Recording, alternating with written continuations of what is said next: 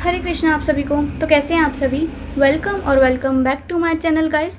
तो आज का हमारा जो प्रेडिक्शन है उसमें हम देखने वाले हैं कि what is next in your life. आपकी लाइफ में आगे क्या होने वाला है, आपकी लाइफ के सभी एरिया के बारे में हम यहाँ पे डिस्कस करेंगे और साथ ही में हम आप लोगों के लिए गाइडेंस भी देखेंगे कि आगे आने वाले कुछ दिनों या फिर कुछ समय में आपको किस गाइडेंस की ज़रूरत है या फिर किन चीज़ों का आपको ध्यान रखने की ज़रूरत है। ओके, तो हर बार की तरह इस बार भी मैं बता दूं कि ये रीडिंग जनरल है, हर किसी के साथ रेजोनेटिव पॉसिबल नहीं है। So please keep an open mind and साथ ही में ये रीडिंग टाइमलेस भी है, तो जब भी आप इस रीडिंग तक पहुंच रहे हैं तभी आपसे रेजोनेट करेगी। और अगर आप इस चैनल पे नए हैं so please do subscribe my channel और आप मेरे चैनल पे विजिट करके बाकी वीडियोस को भी वॉच कर सकते हैं। चलिए बिना देर की अपनी रीडिंग पे आते हैं। सबसे पहले आप लोगों के लिए यहाँ पे गाइडेंस आई है। ओके, वेट, मैं आपको यहाँ पे पहले साइंस बता देती हूँ जो इंपॉर्टेंट है। सबसे स्ट्रॉन्ग एलिमेंट जो यहाँ पे हमारी रीडिंग में आया है that is earth element. Earth element बहुत ज़्यादा स्ट्रॉन्ग है। उसके बाद हमारे पास जो एलिमेंट स्ट्रॉन्ग है दैट इज़ वाटर एलिमेंट और उसके बाद हमारे पास फायर एलिमेंट है। बाकी हमारे पास एयर एलिमेंट भी है, यानी कि हमारे पास सारे एलिमेंट्स और साइंस यहाँ पे प्रेजेंट है। एंड नंबर्स यहाँ पे जो इंपॉर्टेंट है 6 नंबर आप लोगों के लिए बहुत इंपॉर्टेंट लग रहा है because we have 666 angel number in this prediction. So 6 number could be important for you. And उसके बाद 9 नंबर और 4 नंबर भी यहाँ पे मुझे इंपॉर्टेंट लग रहा है, बट 6 नंबर कुछ ज़्यादा इंपॉर्टेंट लग रहा है आप लोगों के लिए। 9 नंबर भी उसके बाद इंपॉर्टेंट लग रहा है। तो चलिए कार्ड्स को रीड करते हैं। सबसे पहले आप लोगों के लिए गाइडेंस ही आई है यहाँ पे। एंड आप जैसे कि देख सकते हैं कि फर्स्ट 2 कार्ड्स ही हमारे पास यहाँ पे डेविल और उसके नीचे पेज ऑफ पेंटिकल्स का आया है। कुछ डिस्ट्रैक्शंस हो सकती हैं। लाइक आपने अगर कोई गोल बनाया है या आप किसी चीज़ की आपने कोई चीज़ प्लान करी है, आपने कोई गोल बनाया है, बट उस गोल के बीच में डिस्ट्रैक्शंस बहुत आ रही हैं।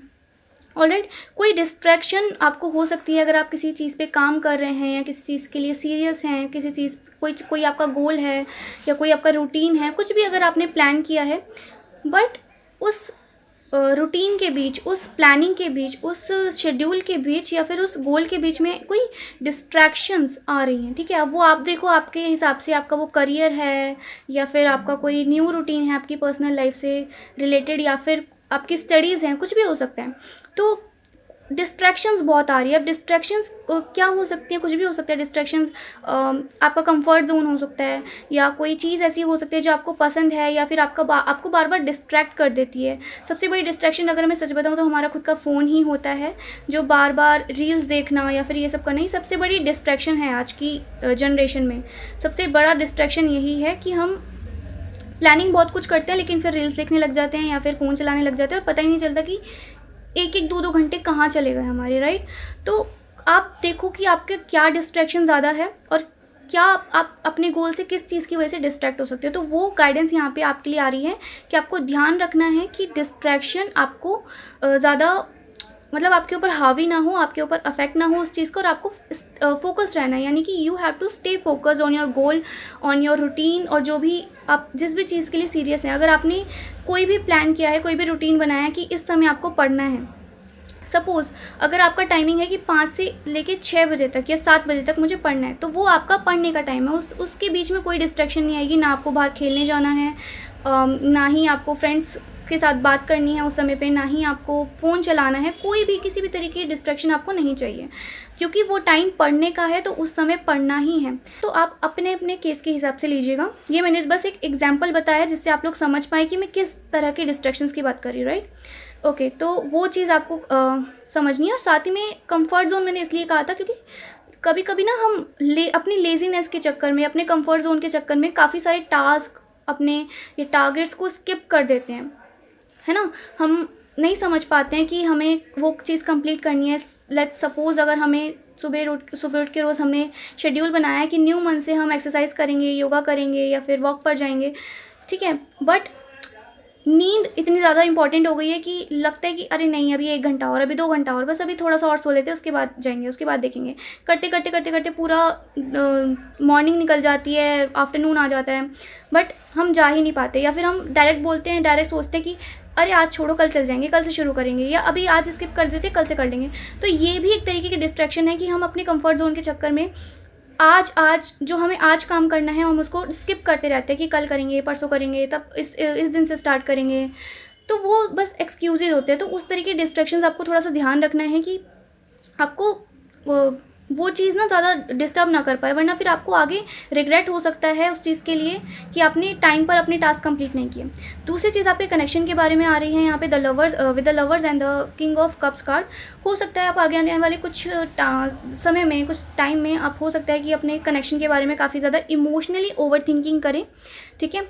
इमोशनली सोच सकते हैं, किसी के लिए इमोशनल हो सकते हैं, या फिर ओवर थिंकिंग मुझे यहाँ पे लग रही है। ओवर थिंकिंग कर सकते हैं, सोच सकते हैं किसी के बारे में काफ़ी इमोशनली डीपली, बट उससे ना आपके इमोशंस थोड़े से ट्रिगर हो सकते हैं ऑनेस्टली। तो उस चीज़ का आपको ध्यान रखना है। अगर आप सोच भी रहे हैं तो आपको ज़्यादा ओवर थिंक नहीं करना है किसी भी पर्सन या अपने किसी भी कनेक्शन के बारे में, ठीक है, अगर आप किसी ऐसे कनेक्शन में हैं तो। और यस, आपको इमोशनल थोड़ा सा अपनी इमोशनल साइड्स पे थोड़ा सा आपको कंट्रोल रखना पड़ेगा। दूसरी चीज़ आपकी करियर के बारे में मुझे यहाँ पे दिख रही है कि कोई न्यू स्टार्ट आप हो सकता है आगे आने वाले कुछ दिनों में, कुछ समय में आप लोग करो कोई न्यू स्टार्ट अपने जॉब में, अपने करियर में, अपनी स्टडीज़ में। अगर आप स्टडी करते हो तो अपनी स्टडीज़ में, अपने एकेडमिक्स में कुछ न्यू स्टार्ट कर रहे हो। This could be a new routine, this could be a new schedule, ठीक है। कोई प्लानिंग हो सकती है आगे वर्क करने की। कुछ डिसीजन भी हो सकता है कि आपने कोई अपना डिसीजन लिया हो अपने करियर, अपने स्टडीज़ के टूवर्ड्स कि आपको आगे ये करना है, आपको वो करना है, बट कोई प्लानिंग, कोई डिसीजन मेकिंग या फिर कोई किसी तरीके का न्यू स्टार्ट मुझे दिखाई दे रहा है आपके करियर में और स्टडीज़ में। जो लोग स्टूडेंट्स हैं उनके लिए कुछ न्यू, इमिडिएटली कुछ न्यू स्टार्ट होना, वो चीज़ मुझे यहाँ पे, तो ये एक गुड न्यूज़ है। कोई गुड न्यूज़, यस, कोई गुड न्यूज़ भी मिल सकती है आप लोगों को आपके करियर, स्टडीज़। अगर आप ऐसा कुछ वेट कर रहे थे या कोई आपने डॉक्यूमेंटेशन वर्क था आपका, तो वो भी उसकी तरफ से भी कोई रिप्लाई आ सकता है, कोई मैसेज आपको वहाँ से मिल सकता है। और उसके बाद मुझे यहाँ पे जो दिख रहा है अभी, मुझे दिख रहा है कि आप लोग काफ़ी थोड़ा फाइनेंशियली स्ट्रगल कर रहे हो, थोड़ा सा स्ट्रगल चल रहा है आपका फाइनेंशियली, बट वो भी आपका क्लियर हो जाएगा अगर आप हार्डवर्क करते हो, अगर आप इक्वली एफर्ट्स डालते हो, उतने एफर्ट्स डालते हो जितना आपके गोल की रिक्वायरमेंट है कि वो पूरा हो सके। उतने एफर्ट्स अगर आप डालोगे, कॉन्स्टेंटली काम करोगे, ऑनेस्टी के साथ काम करोगे, विदाउट किसी डिस्ट्रैक्शन के, तो डेफिनेटली मुझे यहाँ पे लग रहा है कि आपकी जो कोई भी विश है वो पूरी हो सकती है, ठीक है। जो भी विश है आपकी वो पूरी हो सकती है, या फिर इमोशनली आप फुलफिल फील करोगे जब वो सारी चीज़ें आप पूरी करोगे। तो थोड़ा सा अभी स्ट्रगल चल रहा है, बट आपको उस स्ट्रगल को साइड में रखकर अपने काम पर फोकस करना है एंड अपने जितने भी टास्क हैं, जितनी भी चीज़ें हैं उनको कंप्लीट करना है, क्योंकि ये टेम्पररी है, ये परमानेंट नहीं है। ये चीज़ चेंज होती रहेगी, सिचुएशन चेंज होती रहेगी, तो उस पर आपको ज़्यादा ध्यान ना देके थोड़ा सा अपनी गोल्स पर थोड़ा सा आपको ध्यान देना है।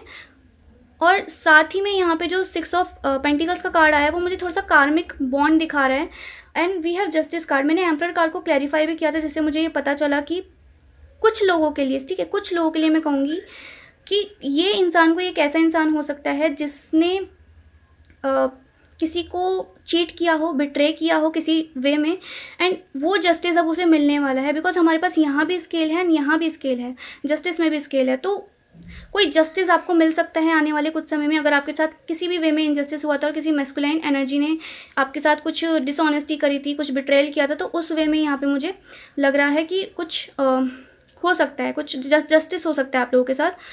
तो वो आप लोग देख लेना अपने अपने केस के हिसाब से। बाकी यस, अगर कुछ भी अनफेयर हुआ था तो justice is coming for you.